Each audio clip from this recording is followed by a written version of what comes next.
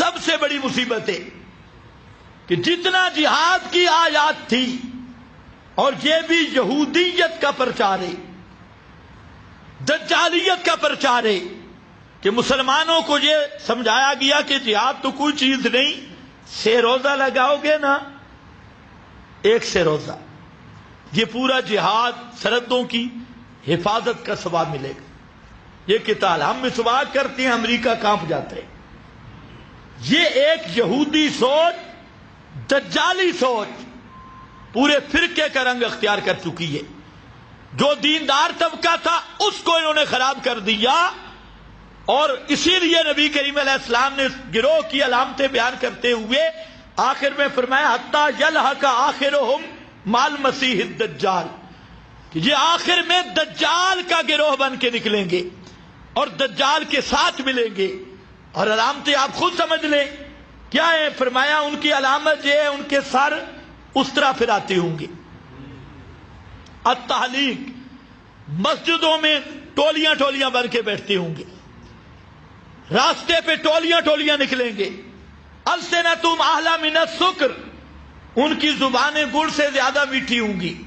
وقلوبہم قلوب الذئاب، ان کے دل بھیڑیوں سے زیادہ خطرناک ہوں گے، یدعون اہل الاوثان، مشرکوں کو کچھ بھی نہیں چھیڑیں گے اور مشرکوں کے ساتھ تعلق رکھیں گے، یقاتلون اہل الاسلام، اور اہل توحید اہل اسلام سے لڑتے ہوں گے، ان کے ساتھ ان کی لڑائی ہوگی، اور یہ گروہ گروہ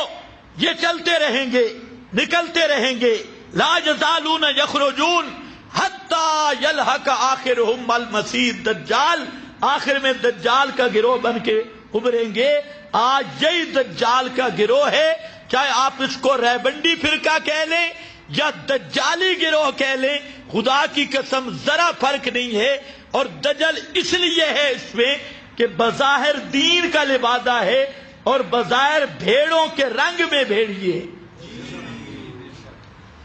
اب ان کے خلاف بولنا بھی بڑا مشکل ہے، پوری معیشت پہ ان کا قبضہ ہے۔ مولوی بولتا ہے چندے بند، مولوی بولتا ہے محلے میں احتجاج، اچھا جی یہ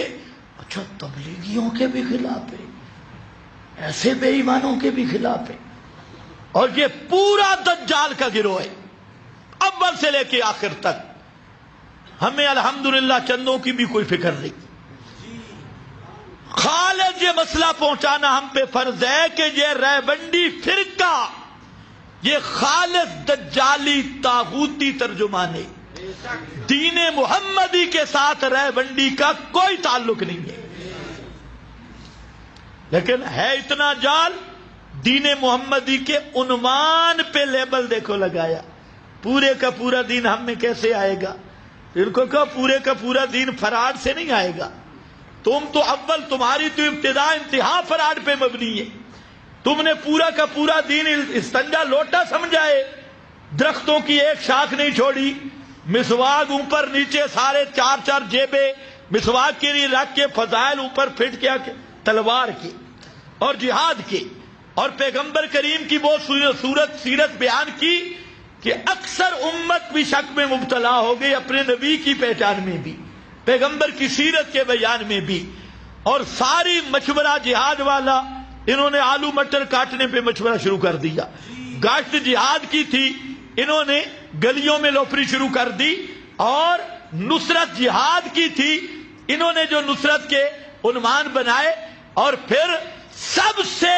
شیطان کا مقبول گروہ، سب سے دجال کا کر آمد گروہ، خدا کی قسم یہی ریبنڈ کی صورت میں موجود فرقہ جس نے امت کو اقامت توحید سے دور کیا، امت کو جہادی جذبات سے دور کیا، اور صہیونی کوششیں کامیاب ہو کر یہ ایسا کینسر نکلا امت کے سینے پر کہ جس کا آپریشن کرنا بھی ناممکن ہے، اور آپریشن کیا جائے اس کا سمجھنا بھی ناممکن ہے۔ تو اس لیے یاد رکھنا یہ سوچ اسلام اور محمد کریم صلی اللہ علیہ وسلم کے دین کے سری متصادم سوچ ہے۔ کس سے ہوگا؟ فرمایا قاتل الذین، قتال کرو ان لوگوں سے یہ خاص کر یہودیوں کی بات آ رہی، اسرائیلی یہودی، یہ تو اصل یہودی بھی نہیں۔ مزے کی بات ہے کہ اسرائیل جو ہے یہ اصل یہودی بھی نہیں، اصل اہل کتاب یہودی بھی نہیں۔ یہ انشاءاللہ میں آئندہ جمعہ تفسیر کروں گا۔ قاتل الذین لا یؤمنون باللہ، سب سے پہلی وجہ ان سے لڑو جن کا اللہ کی توحید کے ساتھ ایمان نہیں۔ آیا نا مسئلہ توحید کا؟ لا یؤمنون باللہ، حالانکہ یہودی اللہ کو مانتے تھے، تورات کو مانتے تھے، حضرت موسیٰ کو نبی مانتے تھے، پہلے انبیاء کے بھی قائل تھے، لیکن توحید میں گڑبڑ کی۔ اور توحید میں کیا گڑبڑ کی؟ ابھی دو وجہ آگے قرآن نے ذکر کی۔ قالت الیہود عزیر ابن اللہ، یہ پہلی گڑبڑ کہ یہودیوں نے کہا کہ حضرت عزیر کو اللہ نے طاقتیں دے دی ہیں، عزیر ابن اللہ ہے۔ ابن اللہ کا معنی اللہ کا نائب، اللہ نے اختیارات عزیر کو دے دیے، غیب دانی والی صفت عزیر کو مل گئی، حاجت روا مشکل کشائی والے اختیارات عزیر کو مل گئے۔ بس ایک بات۔ دوسرا، اتخذوا احبارہم ورہبانہم اربابا من دون اللہ، اپنے مولوی طبقہ، پیر طبقہ، پادریوں کو انہوں نے ربوبیت کا درجہ دے دیا، انہی کو حاکم مان لیا، اللہ کی حاکمیت میں ان کو شریک کر لیا، انہی کے نظام کو منزل من اللہ نظام سمجھ لیا۔ یہ دو وجہ سے پہلا فتویٰ لگا لا یؤمنون باللہ۔ ہزار دفعہ یہ اللہ اللہ کریں، تورات پڑھیں، انجیل پڑھیں، اللہ نے فتویٰ لگایا کہ یہ اللہ پر ایمان نہیں رکھتے، یعنی اللہ کی توحید کو نہیں مانتے۔ ان کی بھی سب سے بڑی دشمنی کیا ہے؟ اللہ کی توحید۔ اور قرآن نے بھی پہلی وجہ قتال کی کیا ذکر کی؟ اللہ کی توحید۔ میں نے کہا آج بھی اسرائیل، امریکہ، ساری دنیا کے کافر، ان کو اصل تکلیف اس کتاب سے، اس قرآن سے، اور قرآن کا بھی وہ مضمون جو اقامت توحید کا مضمون ہے، کیونکہ اقامت توحید کا مطلب ہے کہ پوری دنیا پہ توحید کا غلبہ ہوگا، شرک کا نام و نشان مٹے گا،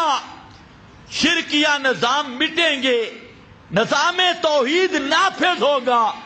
اس نظام توحید کی اقامت ہوگی، اور سب شرک کے نظام مٹیں گے، دجال کے نظام مٹیں گے۔ یہ وہ مسئلہ ہے کہ آپ کی حکومت بھی برداشت نہیں کرتی۔ نماز روزے کی بات نہیں، حج عمرہ تو امریکہ میں بھی، وہاں سے بھی حاجی آ رہے ہیں، روزے رکھ رہے ہیں، ذکر اذکار کر رہے ہیں، برطانیہ میں بھی، اسرائیل میں بھی مسلمان موجود ہیں، لیکن جو اصل اسلام کا امتیازی نشان ہے وہ ہے اقامت توحید کی، اور اقامت توحید بذریعہ جہاد۔ یہ وہ عنوان ہے جس سے پوری دنیا کفر لرزہ بر اندام ہے، اور پوری دنیا کفر اس کو مٹانا چاہتی ہے۔ اس لیے میرا بھائی، آج ہم پہ یہ فرض ہے کہ سارے مسائل بعد میں سب سے اہم مسئلہ ہے اللہ کی توحید کی اقامت کا، اور اقامت توحید الیکشن کے ذریعے نہیں ہوگی، اقامت توحید جمہوریت کے ذریعے نہیں ہوگی، اقامت توحید ایمانی قوت اور ایمانی جذبہ کے ساتھ سب سے پہلے اس چیز کی دعوت ہے، ہر مسلمان کو دعوت دو، اقامت توحید کو خود بھی سمجھو، دوسروں کو بھی سمجھاؤ، اور اس کے لیے آپ کی رات دن کی محنت، جیسے بیان توحید پہ محنت کرتے تھے، اسی طرح اقامت توحید پہ ہر فرد محنت کرے، ہر فرد جماعت بن جائے اور دعوت پیش کرے، لوگوں کو بتلائے نظام محمدی کیا ہے، نظام کفر کیا ہے، اللہ کی توحید کی اقامت کا کیا مفہوم ہے، اور دجال اور طاغوت کے نظام دنیا میں کیا کرنا چاہتے ہیں۔ اس لیے پھر آخر میں عرض کرتا ہوں اسلامی حکمرانوں سے کہ بے غیرتی اور بزدلی چھوڑو، اب وقت آ گیا کہ بے غیرت نہ بنو، بزدل نہ بنو۔ یہ وقت ہے کہ اسرائیل کے ساتھ باقاعدہ بالفعل عملی جہاد کا اعلان ہونا چاہیے،